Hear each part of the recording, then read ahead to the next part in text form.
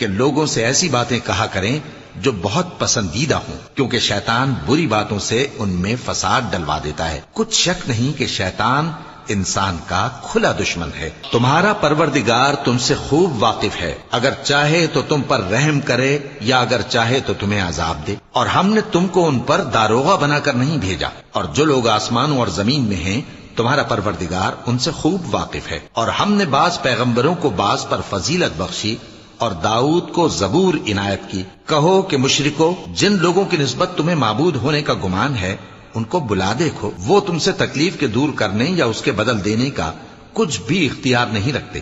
یہ لوگ جن کو اللہ کے سوا پکارتے ہیں وہ خود اپنے پروردگار کے ہاں ذریعہ تقرب تلاش کرتے رہتے ہیں کہ کون ان میں اللہ کا زیادہ مقرب ہوتا ہے، اور اس کی رحمت کے امیدوار رہتے ہیں اور اس کے عذاب سے خوف رکھتے ہیں۔ بے شک تمہارے پروردگار کا عذاب ڈرنے کی